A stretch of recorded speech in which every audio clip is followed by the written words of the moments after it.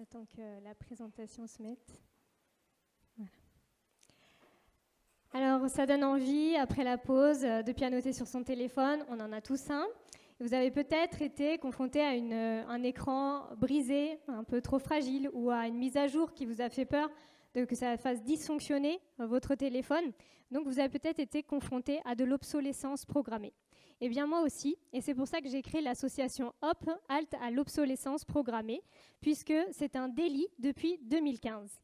Et donc, il fallait aller beaucoup plus loin. Parce que finalement, qu'est-ce que c'est l'obsolescence programmée? Ce sont des stratégies qui visent à réduire la durée de vie de nos équipements, des smartphones comme tout autre produit, en vue d'en réduire le temps d'usage et donc faire en sorte tout simplement que vous en achetiez plus et plus souvent pour alimenter un modèle productiviste et surconsumériste qui est tout simplement intenable. Donc on sait qu'aujourd'hui, pour créer tous ces produits, il faut savoir que pour un smartphone, par exemple, 80% de l'empreinte environnementale du smartphone est liée à sa fabrication uniquement. Et donc, évidemment, l'utilisation des ressources a plus que triplé depuis 1970, puisqu'on a de plus en plus de produits qu'on renouvelle de plus en plus souvent.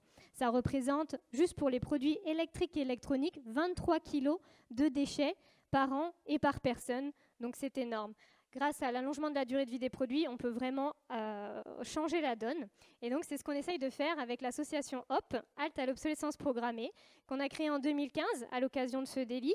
On est aujourd'hui 6 personnes, un budget de 350 000 € et notre ambition, c'est vraiment de mobiliser les citoyens pour que la durabilité devienne la norme en engageant les politiques publiques en particulier à influencer in fine les metteurs sur marché, les industriels, les fabricants et aller tous ensemble dans cette économie circulaire.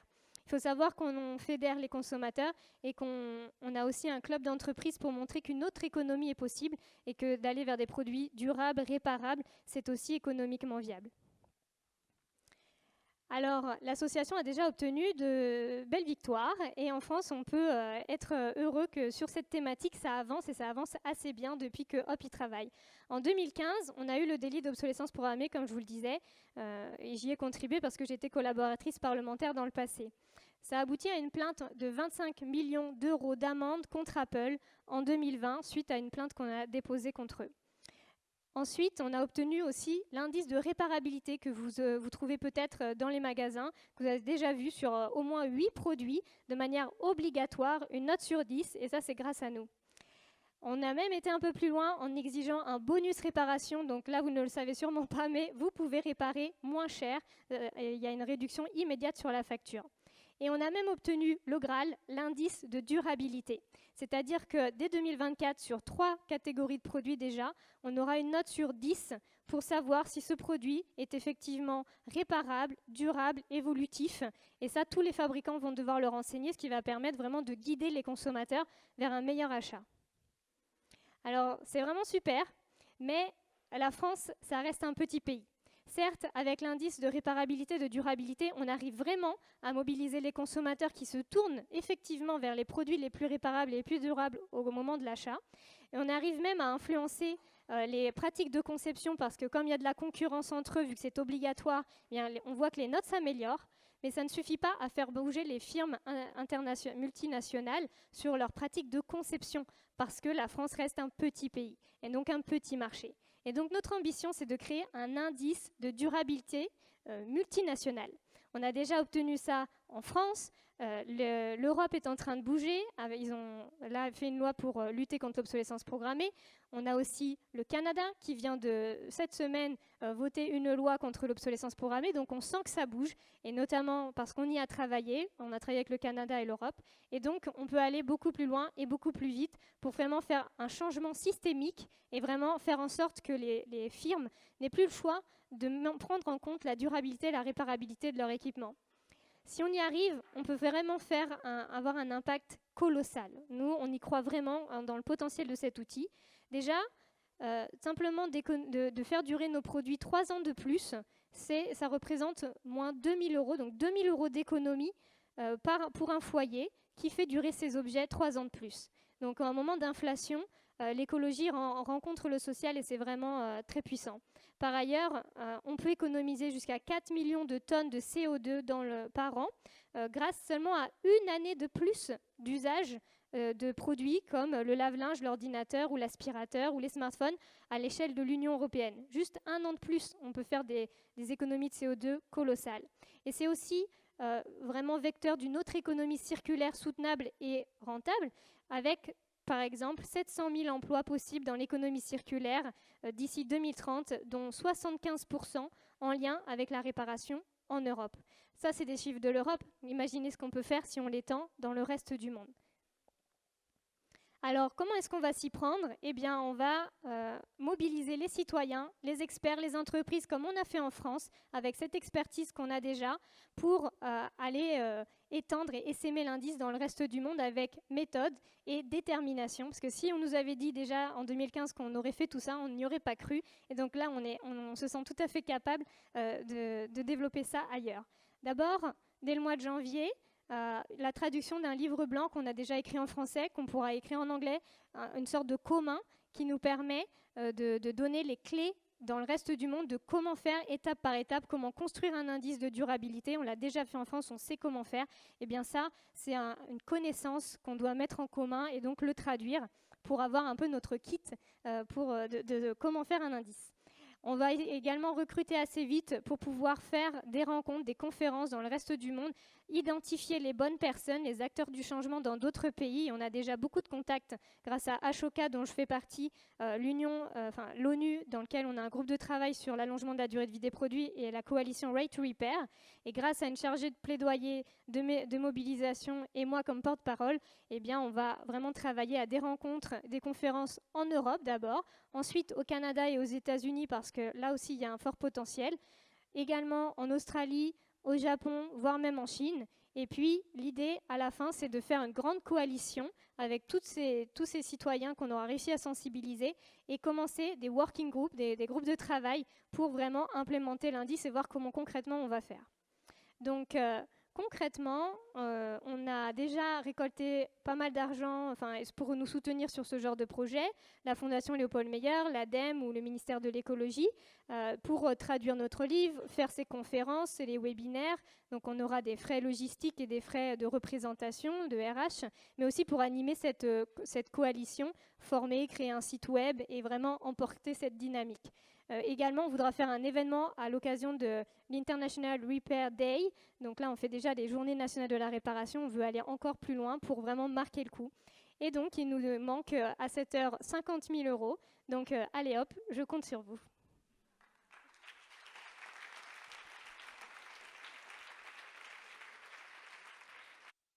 Bravo pour le respect. Non, reste là, parce qu'il y a des questions. Ouais.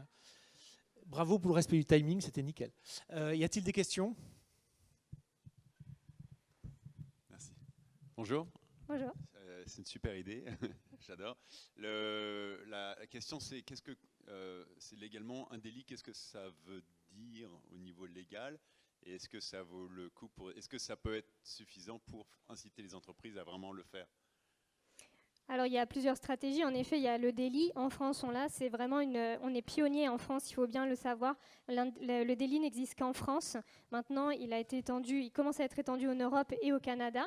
Mais on est vraiment pionnier et ça a permis symboliquement de marquer vraiment une rupture et de travailler ce sujet d'obsolescence programmée. Il y a des plaintes, donc ça permet quand même de mettre la pression pour ne pas avoir une plainte juridique et aussi en termes d'image, de marque. C'est quand même, ça fait pas bon effet. Mais après, ça s'accompagne de tout ce qu'on fait aussi sur l'indice de durabilité, le bonus réparation, l'indice réparabilité, et vraiment pour emmener et embarquer toutes les entreprises, celles qui sont volontaires et celles qui le sont moins, à aller vers cette direction.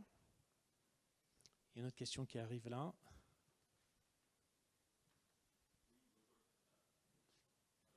Oui. Bonjour Laetitia, on s'est vu il n'y a pas longtemps chez Nature et Découverte avec des gens qui travaillent sur la durabilité chez nous. Est-ce que tu peux expliquer le travail de fond que vous faites aussi en organisant des ateliers informels auprès des entreprises qui sont engagées sur ces enjeux de durabilité et qui participent aussi à faire bouger les choses de l'intérieur? Oui, merci. En effet, on a créé un club de la durabilité pour montrer que c'était vraiment possible d'un point de vue économique d'être dans une économie de produits durables et réparables. Que si on a en effet l'obsolescence, c'est pour nourrir finalement une croissance, des emplois, etc. Mais en fait, une autre économie est possible et ce club de la durabilité le démontre. Donc, on travaille avec ces personnes, on fait du réseau, on fait du travail de fond. On mutualise la veille et tout ce qu'on travaille, et surtout ils nous permettent de comprendre les difficultés de terrain des entreprises, parfois les freins qu'ils rencontrent, et donc nous après on travaille aussi en termes de plaidoyer pour les dépasser. Et ça fonctionne assez bien, on fait des rapports à la fois avec des entreprises pour avancer sur le fond, mais aussi on fait des rapports d'enquête à Hop sur les lave-linges et téléviseurs, les collants. On travaille au niveau de l'obsolescence digitale, marketing et technique pour vraiment avancer sur le fond, et c'est comme ça qu'on arrive à gagner nos victoires. D'autres questions? C'est très clair. Ah, une ici.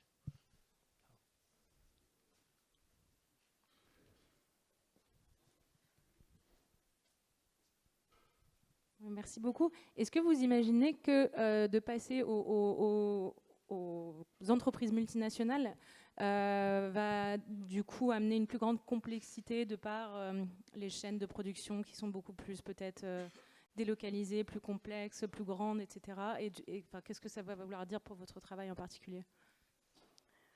En fait, depuis le début, on s'attaque aux firmes multinationales. Et là, aujourd'hui, en France, on voit déjà que des Samsung, même des Apple, commencent à bouger doucement, mais sûrement. On a dans le club de la durabilité des entreprises qui sont pas franco-françaises, des grands groupes comme Michelin, comme Darty, comme Nature et Découverte, comme Leroy Merlin. Donc, clairement, on voit que ça intéresse Boulanger, enfin des grands groupes qui vont dans la durabilité. Et en fait, c'est aussi au niveau européen que ça se passe avec des normes d'éco-conception qui doivent être respectées par tous. Et certes, il y a un monde qui, pendant des années, a un peu mis la durabilité en dernier de la liste, mais c'est en train de remonter, c'est en train de devenir la norme. Et justement, on y travaille. Et donc, on travaille sur tout ce qui va permettre d'y arriver. L'accès aux pièces détachées, une conception durable, des produits démontables. Voilà, tout ça, en fait, c'est vraiment en rentrant dans le dur qu'on y arrive, et on a déjà obtenu pas mal de choses, notamment par exemple sur la disponibilité des pièces détachées, qui doivent être aujourd'hui disponibles par exemple 8 à 10 ans sur des produits comme des lave-linges. Ce n'était pas le cas il y a 2 ans. Donc on arrive vraiment à faire bouger les choses de cette manière, et donc pour les multinationales, je ne m'inquiète pas trop, on va y arriver. Oui, il reste 30 secondes, donc éventuellement très rapide.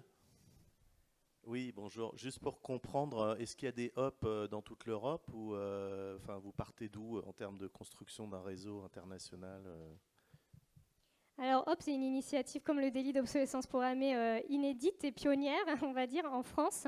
Aujourd'hui, on a des relais parce qu'on travaille avec l'ONU sur l'ODD 12 qui a créé un groupe sur la durée de vie des produits. Donc on a un réseau international via l'ONU, également via Ashoka, qui a des entrepreneurs sociaux dans le monde entier, dont on fait partie. Le Right to Repair, c'est une coalition européenne. Donc, on a aussi des contacts en Suède qui ont commencé à travailler sur l'obsolescence programmée. Donc, on a pas mal de réseaux dans pas mal de parties du monde. Et donc, l'idée, c'est d'aller, avec ces contacts premiers, d'essaimer et de vraiment identifier les bonnes personnes et créer de l'événement et de la sensibilisation dans un premier temps pour former cette coalition. Merci Laetitia. Merci beaucoup. Merci à vous. Et c'est ce qui est terrible, ce que je trouve, c'est qu'il y a des marques qu'on aimerait bien qu'elles durent beaucoup, et puis il y a des gens qui disent qu'ils ne veulent pas durer longtemps, et puis qu'ils sont toujours là. Je pense au Resto du Cœur. Maintenant, j'appelle pour Make Sense Irène et Alizé.